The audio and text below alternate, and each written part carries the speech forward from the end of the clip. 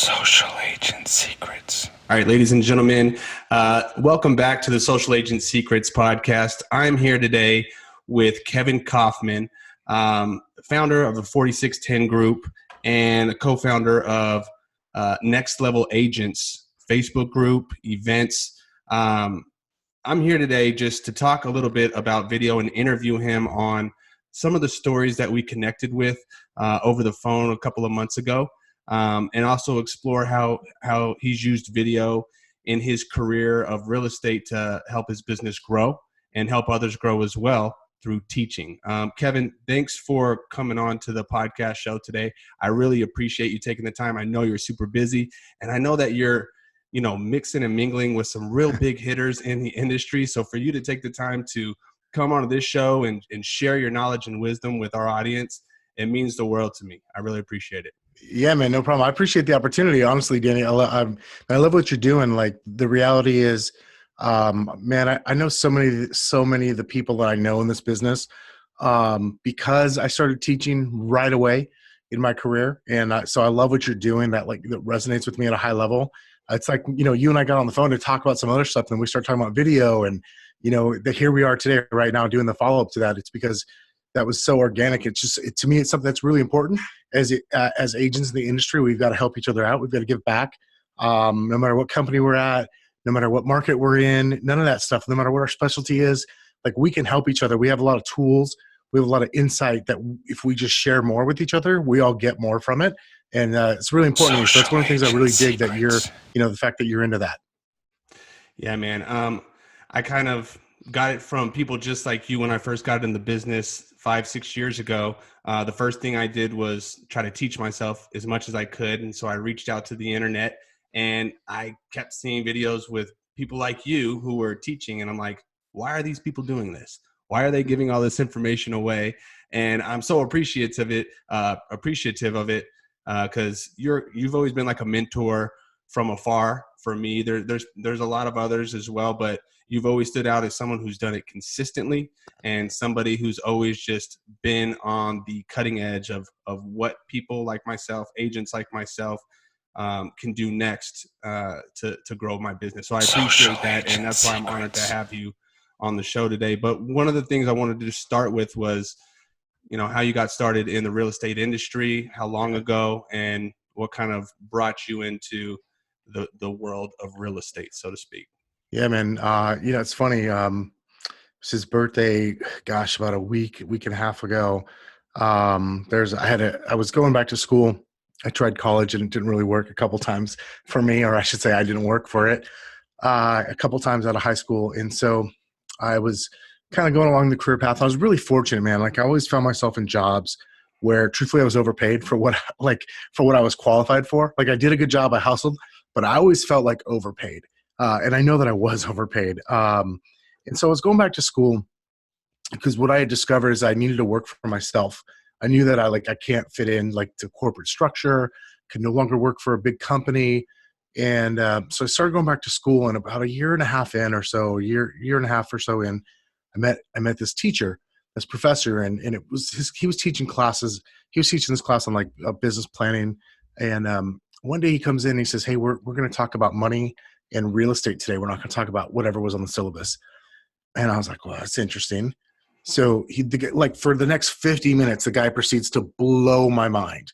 And he was, what he was this guy who he taught to give back. He kind of lived that rich dad, poor dad life. And what I had found out is that, that truly what it is, he literally taught to give back. So I said, "Hey, Professor Goodner, is there a way, could I buy you a cup of coffee? Can I take you to breakfast, to lunch? Can I have some of your time? Promise I won't waste it." So he said yes. And so we go to coffee, I don't know, with a few weeks later. And luckily he talked some sense into me right away, because I was I had all these grand visions of doing what he does. And, everyone thinks you can go from A to Z without all the work that comes in the middle. And one of those things was don't quit your job, dude. You're not just going to become an investor overnight and have all this money.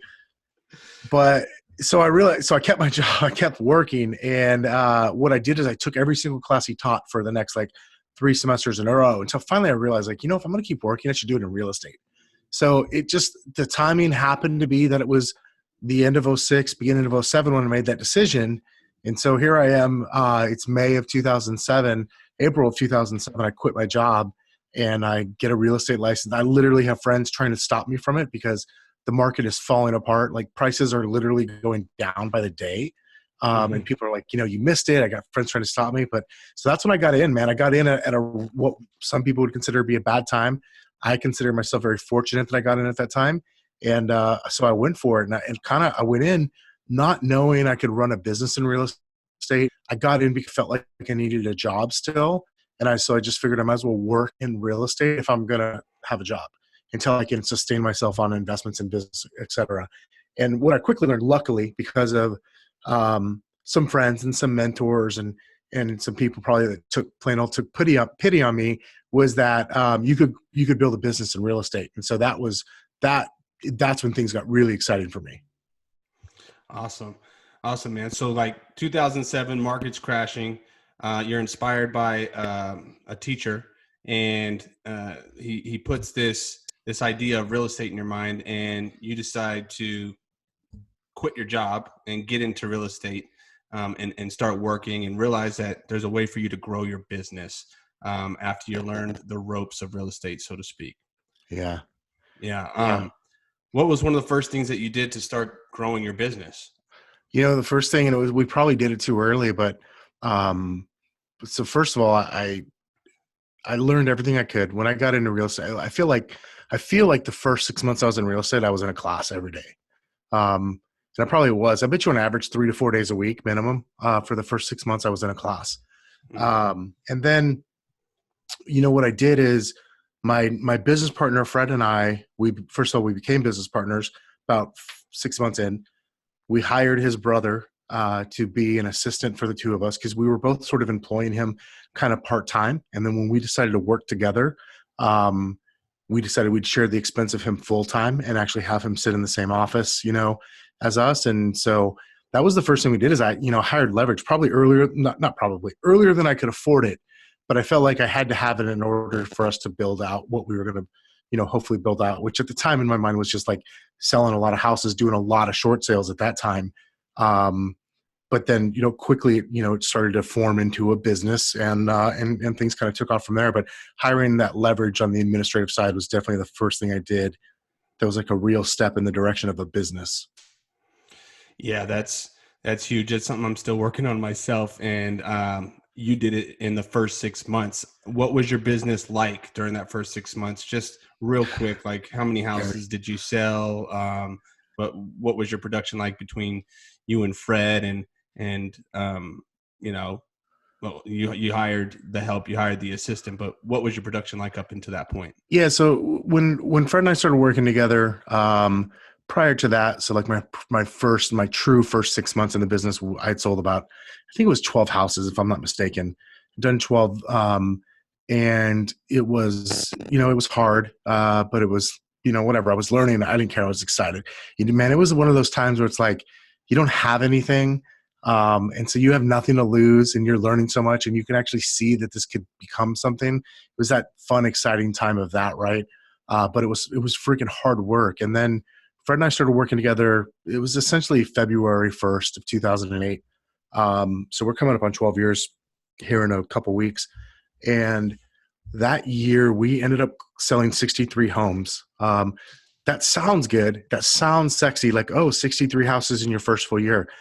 40 of those like closed in the fourth quarter because we were doing short sales, man. It was almost I think all but one or two were short sales. And so those at that time, like we would list it in February and it might close in October or November. In some cases we had some deals that literally took us 3 years to close. And so we sold 63 houses that year, and it was a good year by all means. But man, until the fourth quarter, things were so tight that year. I can remember August of 2008, we made a combined $250 combined. It's hard to pay bills on $250. And it was scary. Just to be honest, like we had that moment of like, that year up until that fourth quarter, like we were lending each other money, like literally floating each other to get by, to pay your bill. Like I'll pay my bills this week, you pay your bills next week type of deal. It was rough. I remember we went to, in August, that same month that where we made $250, we went to Mega Agent Camp, the KW event in Austin. We just kind of felt like we had to go. And man, we lucked out. Like basically our credit cards were like, Fred didn't have any credit cards at the time. I had one that they had, and they basically decided for no reason at all. Because again, think about the time it's 2008. Like I couldn't have I any more remember. credit. I So remember. like you have a $30,000 credit limit one day and a $3,000 credit limit the next day for literally no reason other than that's what they've decided. Yeah. And so luckily we had already booked flights, but not a hotel room. And I had an agent. He's a good friend of mine to this day. His name is Derek Gilbert, who luckily Derek is very cheap. He's very frugal, and he was looking for a roommate. So I was like, how about two? And so he said, yeah, no problem. So here we are in Austin in August of 2008, which, it's hot and sweaty there. And I'm not kidding you, Danny. Like, so Fred and I probably, this is way too much information, but like we have to share a bed in a room that we're sharing with Derek. Like, and I already know, like Derek's a friend of mine. Like he's a light sleeper. I'm already worried, like, God, what if I snore or something tonight? I'm gonna wake him up. This is gonna be so embarrassing. And then the air conditioner goes out that night in Austin in August. And so luckily though, like Derek had said, like, yeah, don't worry about paying me. Just pay me when, after we get home. And so the air conditioner went out, like they couldn't fix it that night. They got it fixed, or they moved us the second night. And we're like, dude, that sucks. Like Fred and I are like, we should try to get a credit for that. And Derek was like, no, don't worry about it. So we go downstairs, we complain to the manager about not having air conditioner. And they're like, we're not going to charge you for the first night. So we cut Derek's bill in half, which, then cuts our bill in half. And Yeah. truthfully, we ate off, like we had these, we had bought a bunch of those like American Express gift cards, and that hadn't got mailed out to some of our clients. That's what we used to like eat off of that week. But man, our business turned. I remember that was the first time I heard Ben Kinney, and so many other people. I remember we made this list of, we used an Excel spreadsheet, and all these things that we learned at that event. We made this list of things we were going to go home and do. And it was weird because we didn't actually go back and like look at that list every day.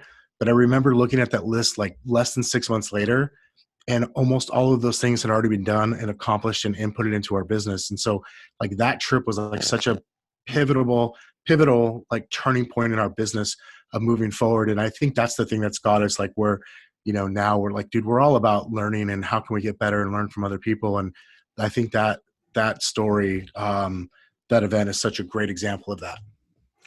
Yeah. It sounds like a really cool story, experience, and something that you didn't necessarily look at that checklist every day, but maybe something happened subliminally where you were able to look back 6 months or look back 6 months later and see most of it was done. It's crazy how things work like that sometimes.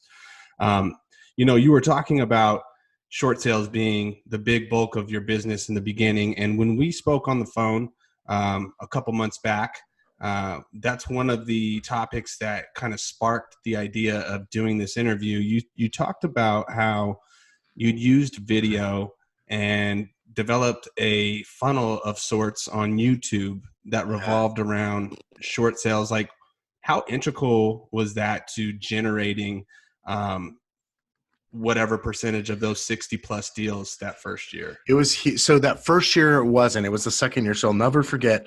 It was November 2009. The book "Crush It" by Gary Vaynerchuk came out. Oh yeah, yep. Good friend of mine read it, brought it to me and Fred, and said, "You guys have to read this. You need to take action on this now." And we, for whatever reason, the three of us had this like. We had already planned. We were driving to San Diego. We are just going to have like a thinking day or two. Like, let's go get creative. You might know him, like the Coach Collard, Mark Collard. He's a good friend of ours. He lives in Vegas. It was him. He had heard Gary Vaynerchuk speak at another somewhere the night before. He brings us this book. We talk about it all the way to San Diego. He convinces us, like, basically, you should take action on this book. We get to San Diego that night. We go to Target. We buy a little Kodak ZI-8 camera. I still have it. It's sitting in this desk over here to my right. And we proceed to start a video blog for agents called Short Sale Power Hour. One of the things that we'd already started doing by that time was teaching other agents how to do short sales. And so we just decided, like, why not put it online? And so we did that as like a give back to the community. But then the thing that came out of that was what I realized is I'm still taking listings, and I start having these conversations with prospective homeowners, and they're like, yeah, I saw your video on this and I saw your video on that. And at first, man, it scared the hell out of me, Danny, to be real honest. My initial reaction was like, oh no, that's intended to teach other real estate agents what to do, not to get you to hire me as a realtor. And then I went, whoa, hold on a second. This is good. They see me as the authority figure. I kind of I had to mentally talk myself through that. So I call our buddy Drew who runs our video blog at the time. Luckily, we didn't know anything other than press the red button once to turn it on and then press it again to turn it off. Like that was the extent of it, of our ability. And, I knew to plug the USB drive into my computer so I could upload it to YouTube. That was what I knew how to do. Drew did everything else. And so we called Drew and I tell him about, hey, I'm having these homeowners, our prospective clients, they're starting to see these videos. Like, should we do something different? And he said, yeah. He said, we should make videos for them too. So we said, okay, so that started out where we are now at this point in our career. This is early 2010. Mm-hmm. We're filming 2 videos a day. 1 video for real estate agents from a content creation, give back, just pure education. And then we're creating 1 video a day for homeowners around short sales that we know we're using specific keywords because we're using that for long tail searches on Google to generate business. I think something that's key I shared with you, because I still think about it to this day, was I said to Drew, I said, should I, I'm casual, man. I this is my nice black t-shirt. I literally have 20 of this exact t-shirt. I wear a t-shirt and I wear jeans if it's cold or I wear shorts if it's warm. That's just how I roll, and flip-flops. And so I said to Drew, I said, should we dress up for these videos? And he said, no. I said, okay, tell me more. And he said, well, you don't want to dress up because you don't dress up anyways at the office. He's like, every time I come, you're casual. He's like, if someone's going to disqualify you for that, let them do that on their own time over video on YouTube or on the blog, rather than coming here and wasting your time only to not hire you because they don't like the way you dress. And I went, oh, that's genius. And that was the light bulb for me that really set it off. And that was, I think that's the day I really understood the power of using video in our real estate business. Yeah. So based on that story, you're basically an OG of using video in the real estate industry. This was 2008, you said, or going into 2010 now, right? Yep. Yeah, that was 2010. So it was November 2009 that we started filming the very first, what we called at the time, Short Sale Power Hour blog. Okay.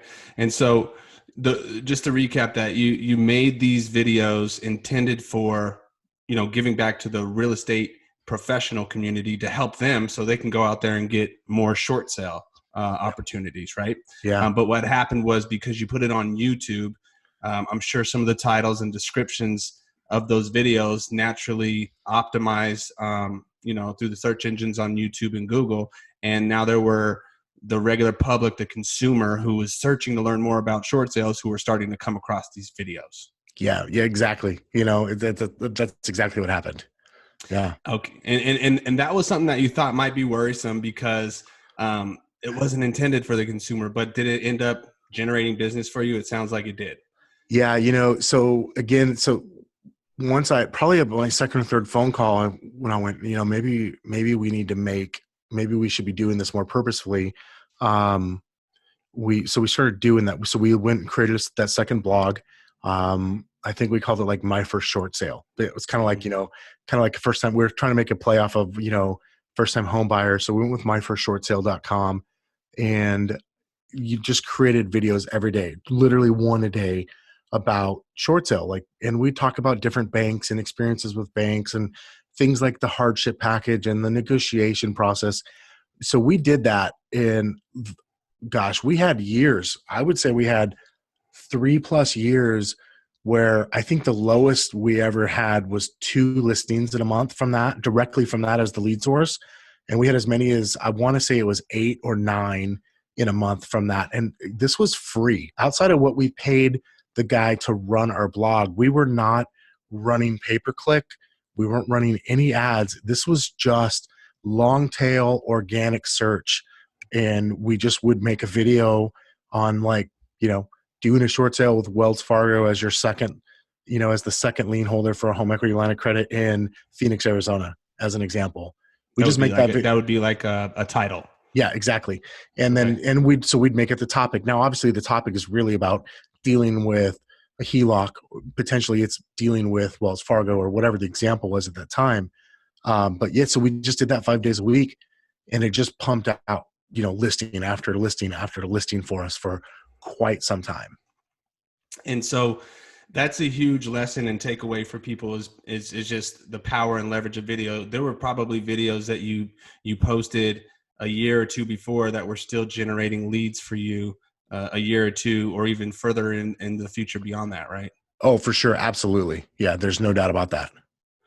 Okay. So it's definitely one of the things I harp on, because I try to explain to people on this podcast that video is so powerful because you only do the work once, and it can work for you over and over again. And that's why when I hear stories like this, I just get so excited, because I know that not only does it work for me, but it can work for everyone, and it worked for you. And back then, what it sounds like you did was you identified a future opportunity, right? Because people might be listening to this podcast and say, well, that was cool for short sales, but that was back in 2010. Today's 2020. I think one of the things I'm taking away is you identified a future opportunity or something that was happening at that time. But I think today there might be a different opportunity to where if you were going to use video, all you have to do is identify the future identity or future opportunity of the time and start creating content around that. And today it could be something like, I don't know, iBuyers, or what would you say if someone were going to start making video today, an agent or a real estate professional or a team of agents, what kind of content should they focus on? What's that opportunity for today? It absolutely could be that, iBuyer. I laughed because, I do make content specifically around iBuyer stuff because it's what's in my market, right? It's what I'm dealing with. Being in Phoenix, home base, Open Doors, been here. It was 5 years ago, August. So like what, almost 5.5 years now. And so, regardless of short sale or iBuyer or whatever that is, yeah, we saw something. We saw where people were going, and we just took advantage of that. We understood the power of video. What I didn't understand at that time was the psychological power of video and what that has the opportunity to do, because my thought was I just want to get the message out.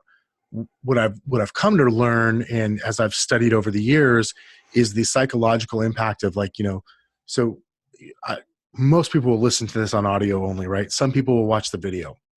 Well, if they watch this video and then they watch another one and they watch another one and they watch another one, like the video, the impact of video, it's something like 1 minute of video has the impact of 1.8 million written words psychologically to the human mind. So what the human mind doesn't know is the difference between this computer screen that you and I are looking at each other on, our phone screen, a TV screen, a movie screen. It does not know the difference. It knows the screen and it sees a face.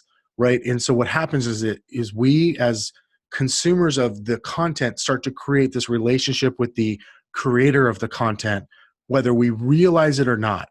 And that's why video is so powerful, especially I think about like my sphere of influence, and the people who I want to make sure that when they think about real estate, they think about me. Right. So if I can create content with video, I don't even care if I might make a 4-minute video. I actually don't care if they watch 30 seconds or 3 minutes and 59 seconds. I actually don't care, because the psychological impact is there at probably about 15 seconds. It's a deposit. They've seen me. It's made a registration whether they realize it or not. It's made a deposit up here, and so now I'm like one step closer to just being solidified.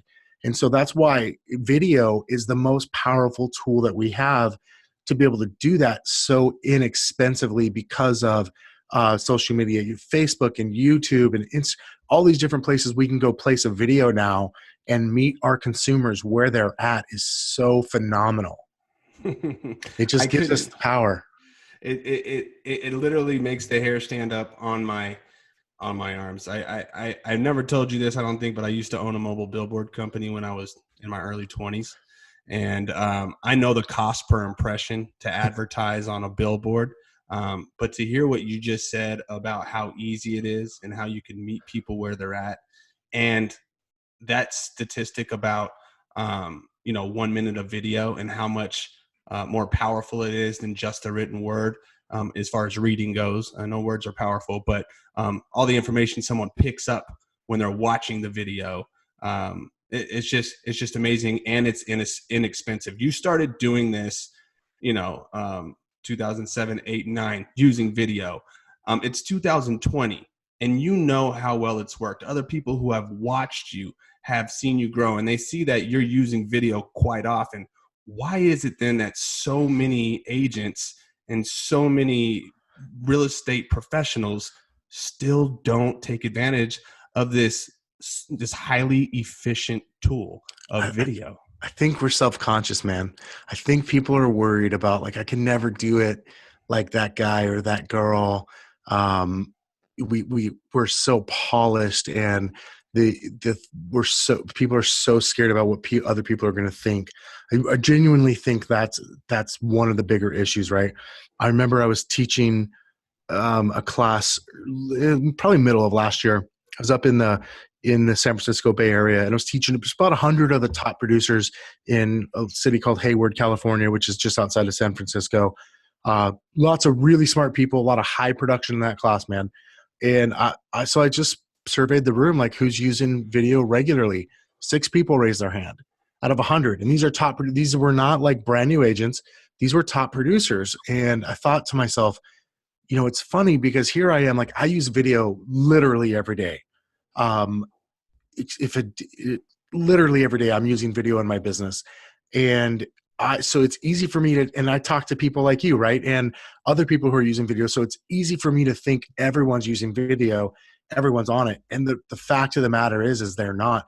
The reason why we think everyone's on it is because we're either in it all the time ourselves, or the very few people that are using it, like, they have such an advantage for attention because there's not enough people producing the video content, that we think that everyone else is doing it, so why should I? When the reality is we should be doing it. We need to get closer. We need to get closer to our consumers. You mentioned iBuyers earlier. Well, listen, I'm not a doom and gloom guy. I don't think that they could ever wipe us out as realtors. But what I do think is they're going to have an impact. And what I do firmly believe is that I'm not going to ever be able to outspend Opendoor or Zillow or OfferPad on a monthly basis when it comes to generating new business. But they can't out-relationship me. And one of the tools I can do with the relationship is use my face, use a video, it's free, and use that kind of more downstream, if you will, with my sphere of influence, my clients, my friends, my family members, to make sure that they know about me when it comes to real estate, no matter what message Opendoor, OfferPad, et cetera has, and Zillow to the masses. For my group of people, my database, my sphere of influence, I'm the guy. They can't escape me. I'm there, and I can do that for very little to almost no money. Yeah, and it sounds like no matter what the times are, when I just thought about it, it's kind of like, well, that was the problem of the time in 2010. There must have been some problem that brought this new opportunity in for the iBuyers. There's always going to be a problem. Maybe it's just we make videos revolving around what people's problem might be and how we can solve it. Totally. Using the video. What was I going to? Okay, so let's say that, all right, I've gotten this mental block out of my head. Okay. And I'm no longer scared. I'm just going to do video. But now I have this objection of, well, I don't know what to say. What do I make a video about? I mean, you make a video every day. How do you even come up with your topics? Like, how did you come up with all those topics and headlines for your short sale videos? How do you come up with all your topics and headlines for your iBuyer or your home seller or your mortgage? Like, whatever, how do you come up with your topics? What do I say? That might be something someone listening to this might have running through their mind right now. And what would you tell them? Yeah. What I would tell them is you got to start somewhere. So first of all, just press record. Literally just press record and make something. You don't even have to distribute it, but get comfortable being in front of the camera. I do have an unfair advantage now. If I showed you my process for recording videos, you would laugh. You'd make fun of Fred and I, because we will literally make it up. We'll go, what should we make this video about? We'll say it, and then the other person presses record on the camera. We give each other no time. Half the time we're just trying to mess each other up. Like, it's part of who we are, right? But we're so comfortable talking to a camera, we can do that. So I know that I've got that part down. And I don't expect everybody to be there. But what I would say is, listen, if you're really struggling with content, like first of all, what content to create? What questions are you being asked? What questions do you constantly have that are repeated? Start with your frequently asked questions from clients or prospective clients. And if you don't know what those are, then maybe slow down and pay more attention. Like, slow down to what's going on around you and listen to people more. Because if you do that, if you listen to other people, you listen to the conversations, both that you're in and that are going on around you, you'll be able to create the content. It's not hard. From there, once you have repetition, you'll get better at the headline if you want to. Like, it's funny you mentioned that up, or you brought that up. Like, I've always been able to think of like catchy things. When we first started teaching short sale classes, our goal was just to be ridiculous. Like, the first short sale class we ever taught was called March Madness, Dick Vitale's Guide to Short Sales, right? We're just trying to be catchy. But what I've learned now, actually, in the last couple of years, is like literally bullet point writing and copywriting, to be able to take that to another level, because I know the important part is just getting someone to stop and watch the video for 15 or 30 seconds.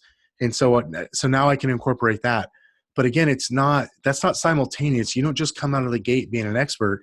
You come out of the gate being a beginner, and I saw a quote the other day. It's like, be willing to suck at something new, and let that be video. For this love of God, let that be video if you haven't yet, and then work on getting better.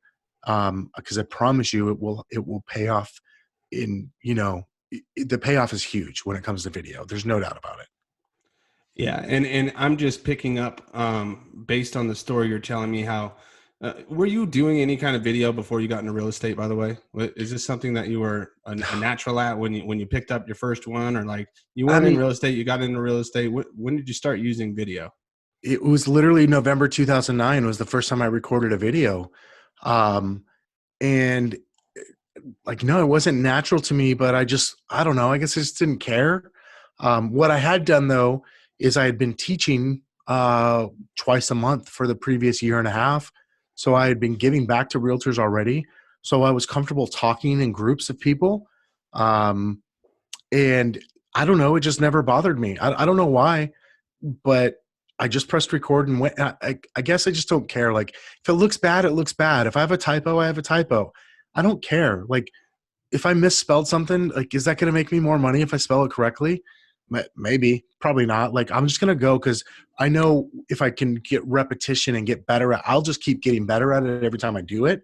And so I was able to, for whatever reason, kind of have the resilience of, even if it looks bad, I'm just going to do it, because I believed in the concept so much right away that I was like, I'll do that. Yeah, I can do that.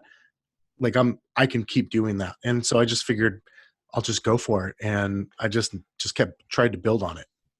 Yeah. So, I mean, maybe it stemmed a little bit from that Crush It book. Is that kind of where it was back then in 2000? Yeah, man, that was the book. That's why I'll always, to this day, I give Gary Vee the nod, like him, love him, or hate him.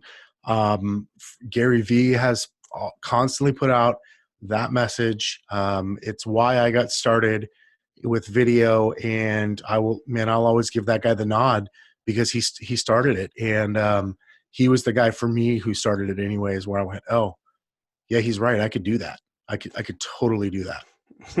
I'm not going to lie, man. It's what happened to me. I read the book too.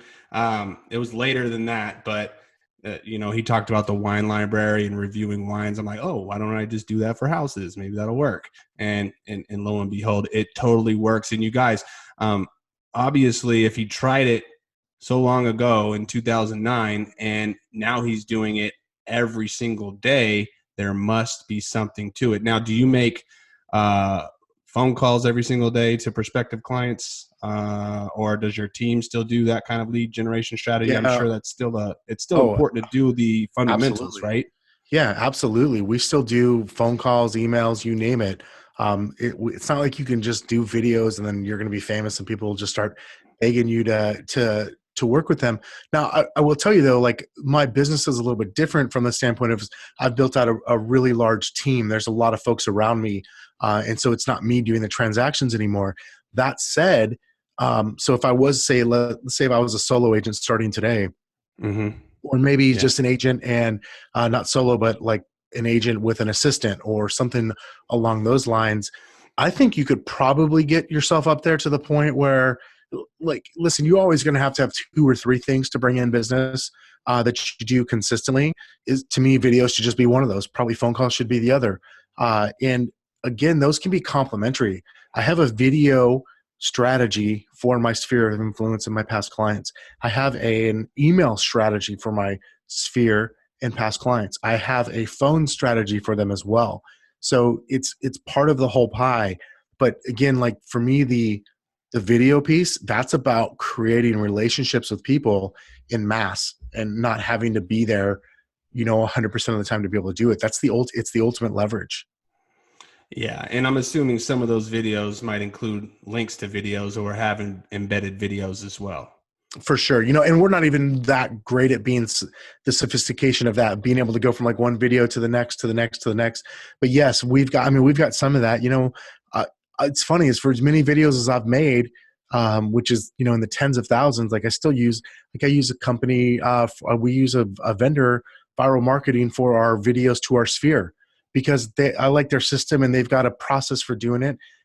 What I know to be true, no matter what, it's important that I make that video a couple times a month, specifically for my sphere, right? That's made for them, and that they see it every day through the social channels and through email and on the blog post, etc. So, in addition to the Instagram stories and the Facebook stories and the posts, etc. So yeah, we've got a very wide, I guess what I would say, wide ranging type of strategy when it comes to all that. All right. And so that's a lot for someone who might be brand new. If you were going to talk to someone who just got licensed yesterday, they're listening to this podcast, they're understanding that video is important. Let's say you were that agent. What would you do with video on day one? To be honest, if I was starting all over again, I would approach things a little bit differently. I would probably be community centric, meaning I would pick out a small niche in my community, whether that be a neighborhood or neighborhoods, whether that be around a hobby or something like that in my neighborhood, like a sports team or a park. I would do something where essentially, like, not to keep going back to Gary Vee, but like to go back to Gary Vee, he's always like, you be the host of the party. The video doesn't have to be about you. You have to be the one hosting it, right? And so I would create community around a central theme, around a very niche down central theme. That's how I would approach it today. And that probably would look like, if I'm going to take the time to create a video, well, then it's going to go on Facebook. It's going to go on Instagram. It's going to go on YouTube.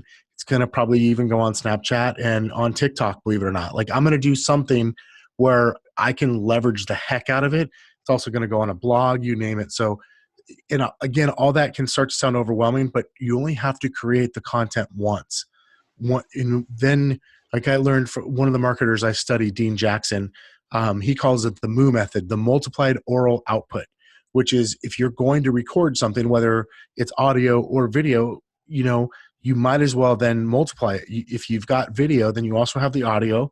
So now there's 2 pieces. If you've got audio, you can have it transcribed, or video, you can have it transcribed.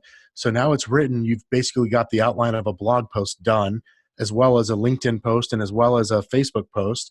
So you've got those things virtually done for you for like dollars. I'm talking like less than a couple bucks. You can do all that. Then you're posting it on Facebook, Instagram, and then you're going to put it on the stories as well on YouTube. And like, then you can stair step your way up to whatever the next level of sophistication is for you, right? So I think that's how I would approach it if I was brand new today. Is I would pick something that's central theme that I'm going to be the de facto mayor of, whether it's my city, my town, the Little League, the Little League, the Pop Warner League, the Girls, whatever that is. I'm going to be that guy. I'm going to be known. Gary Vaynerchuk said it after his second book came out, second or third book came out. I went to go hear him speak at a little tiny bookstore in Tempe, Arizona called Changing Hands. And I'll never forget, he wrote it down. And it's funny. I didn't take enough action on it until very recently, like in the last like 18 months.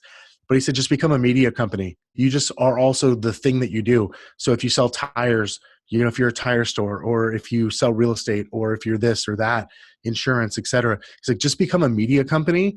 So again, you're the host of the party. You're a media company. You're reporting on all these things. And then, also, I sell wine. I sell real estate. I sell, whatever the case is, like occasionally jab, jab, jab, right hook, right? Yeah. That's it. That's one of his other books. Yeah. So it's really that simple. And it can start with a central theme around something I'm passionate about. Man, so many words of wisdom right there. On the flip side, so we're playing the role of the new agent there. What about the agent or the mega agent who has just done it traditionally for years and they keep finding consistent results, but they keep on hearing people say, you got to try this social media stuff out or this video stuff out. And in their mind, they're like, I don't need that stuff because I know what I've done in the past and I know that it works.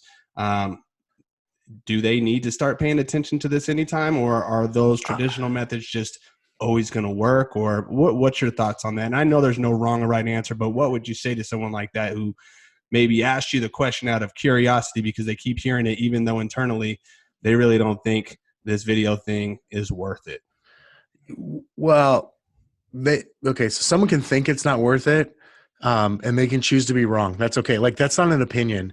That's a fact. Like, that's the video. The story on video has been written. It's done. That would be the equivalent of saying the internet's not going to take off.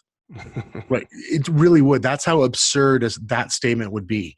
So just knowing that, so if someone says that, just know that means that they've got their head in the sand around that topic, and that is okay. That's up to them.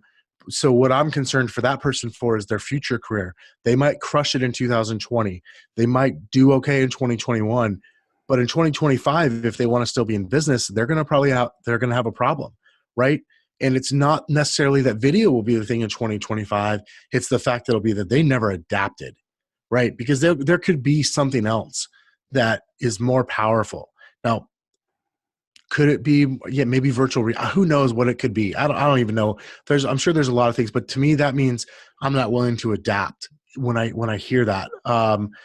The problem is it's a double-edged sword with video. So many people want like this done for you method because they're like, hey, I'm a cold caller, or I'm a farmer, or they do whatever it is that they do for business, right? That works. And so they just want everything to be kind of like done for you. And you can do that with video, kind of. But you have to have, when it comes to social media, like at its core, and video and social media go hand in hand because of the distribution platform that social media is, that you have to understand the native language for each of those platforms. And so if you just kind of like, fire and spray, spray and aim and spray type of, you're probably not going to have that great of results. Good for you that you're doing something, that you're willing to try something. So what I would say to those folks is, you've got to learn a little bit. You need to at least learn the basics. You don't have to do everything, but you have to understand what the strategy is, and you have to be the driver in that strategy. You have to understand what's going on, if you're going to really make a social strategy stick. And the way to do that is to use video and to understand video at a high level. Again, you could have some done for you options. That's great, but there's still a little bit of like participation that's required. So I feel like those people, they can say that all they want, and hey, they have the results that they have. You can't argue it, but maybe they should have better results, or maybe they'd like to have the same results in 5 years. And I can tell you right now, doing what you are doing today to have success will not be the thing that gets you to where you want to be in 5 years. Even if it's just selling the same number of homes, making the same amount of money, it's gonna continue to be less and less effective. Absolutely. I truly appreciate it. I know that we're almost coming up on an hour here. So what are some things that maybe you would say to anyone listening that I haven't asked you yet? So maybe something that you might want to talk about around this topic, around real estate, around what's happening in the industry right now, what's happening in the world of Kevin, and what would you possibly say to somebody who might be listening, even if it's a question I haven't asked yet? Yeah, if I could, we've touched on the word iBuyer or disruption, and if I could give like a shameless plug for an event that we're putting on Yeah. here in Phoenix called Next Level Agents Live. So NLA Live.com is the URL, or even NLA Live 2020.com. It's an event that we're putting on in Phoenix it's for this Facebook group that we run called Next Level Agents. But what the core of that is about it's about agents giving back to agents. And the theme for our event this year is surviving and thriving in the age of digital disruption, right?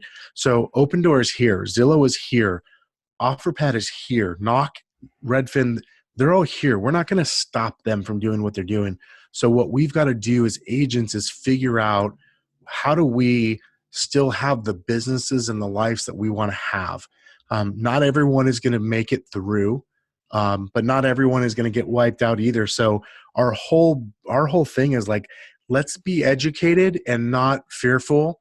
What I tend to notice, because I do a lot of interviews as well, and I get the good fortune of speaking to lots of agents all around the country, is agents tend to go in one of two camps. Number one is, oh, that'll never work here. They're making offers that are obscenely low. It'll never work. They'll go out of business because no one will take their offers, etc. Yeah, so that's one. And the other one is like, oh no, they're going to take us all over, and they put their head in the sand either way. And I think both approaches are incorrect. Like, let's find out what these companies really are, and instead of just assuming they're bad and out to get us, let's figure out what we can learn from them. Let's figure out how we can grow as professionals. What can we do in our businesses to get better that these companies have figured out? Because we got to understand, we need to be able to admit as real estate professionals, the reason why these companies exist is because we are not meeting a need with the consumer. The consumers have spoken and said, we have a different need than what you as the real estate industry, what us as the real estate industry has provided up to this point. And so we need to up our game, and we let them in the door. Like, we let them in the door. And so now, instead of complaining about them and talking about whether or not they can be profitable companies or not, because none of that stuff matters, let's figure out what it is that they're providing to the consumers, and how do we succeed and still have all the market share we want to have, regardless of how big they get or don't. So that's, to me, that's my thing, is learning and keeping your eyes open. And I always say, proximity is power. That saying, I don't always say it. That's not my quote. Tony Robbins and so many other people say that, but I firmly believe in that. And that's why I created the community of Next Level Agents. It's why we do the event, because I believe that, again, no matter what you and I are at different companies, right? Some of my best friends and people that I've learned the most from are at other companies. And I just want to succeed, and I want my friends to succeed, and I want us to help each other get there. So that's the thing I would share. Awesome. And so what dates are that event for anyone who might be listening? Hopefully there's enough time. This is going to come out in a few days, but for sure there is. April 23rd through the 25th in Scottsdale, Arizona is the event. It's truthfully, it's really the 24th, 25th. The 23rd is going to be like pre-event. We've got some mixers and some networking opportunities that we're creating, as well as some VIP opportunities and some just some other kind of like pre-event stuff, I would say. 24th, which is a Friday, 25th, which is a Saturday, at the Talking Stick Resort in Scottsdale, Arizona. It's going to be awesome. You can check it out at nlalive.com or nlalive2020.com. Both those URLs will be active here probably this afternoon with all of the information on speakers. But it's going to be basically 2 days of content of agents giving back to other agents, and about learning how to really succeed in 2020 and beyond. And you know what? That's awesome. We're definitely going to be dropping the links to that in the show notes. So if you're listening to this right now and you want to learn more about that, it'll be as simple as, swiping up on the show notes and clicking the link when you see it in there. Before we leave, you just touched on something that I started doing that I wasn't doing in the beginning, but has helped me probably grow my business more than anything else. You talked about agents giving back to agents, and it seems like a theme that's run through your career has been teaching. So for all the agents out there who have had success, they've studied the work like you did the first 6 months. You were in classes every single day. Then you practiced it, and then you started teaching. For those people who are at that level where they've studied, they practiced, would you say, like, if they were thinking about teaching, to go ahead and do it? And if they did, what kind of opportunities that might provide to them? Oh my gosh, man. I'm so lucky. Like people like I'm so lucky because we taught. Like I started giving back right away. And I think that gave me the opportunity to grow my business, grow the awareness. Um, you'll get referrals. You'll get relationships. To this day, the so many of the relationships and the opportunities I have are from people I met teaching back in 2008, literally. And so, yeah, when you have the opportunity to teach, like I think it's a responsibility. You're having success in real estate. I think we have a responsibility to give back to our industry. Some people can go the way of like, I don't want to give up my secrets, and there's nothing new under the sun. You're not going to give up any secrets. Most people won't even execute anyways, which can be the frustrating part about teaching and always giving back, is that knowing most people won't actually execute. Most people just want to be infotained, which is okay. But I do it because to this day, I still get the occasional text or Facebook message or email saying, man, you taught me how to do this in 2008. It really saved my business. Or 2009, you taught me this. Or I used to watch Short Sale Power Hour. That to me is like that feels so good when you know you've impacted somebody's business or life because you were willing to share. Like we're just people, just truthfully, we're not all that different. We have a lot of the same fears, a lot of the same challenges. So when we share what we're doing with people, I think that it can have a bigger impact than most of us think it will. Yeah, that is so true. It's so huge. So you can't even put a value on it. It sounds like when you actually change someone's life, and when you're teaching, you may not even know who you're affecting, and Yep. most of the people that you're teaching are not going to ever apply it. But for the ones who do, they remember back in 2009, back in 2010, where you may have even forgot, and all of a sudden they reach out with a message and tell you how much of an impact you made on their life, and you can't really put a price tag on that. Yeah, totally, man. It's like the coolest feeling. Well, I imagine that's why you put together this next level event. And so you guys, if you're listening to this, make sure that you check that out. If you're in the Scottsdale area, come springtime, you're going to want to make sure you go over to that event. And Kevin, I just want to say from the bottom of my heart, thank you for coming on to this episode today and sharing all your knowledge and wisdom with this community. The reason I created it was to do the same thing that we just talked about as we wrap this up. And for you to come on here today, that was one more opportunity to change someone's life, change someone's business, and help them grow. So for your time, I truly, truly appreciate it. My man, dude, my pleasure. Thanks a lot for having me, and we'll talk again soon. All right. I guess I'll see you on the next video. All right. Social agent secrets.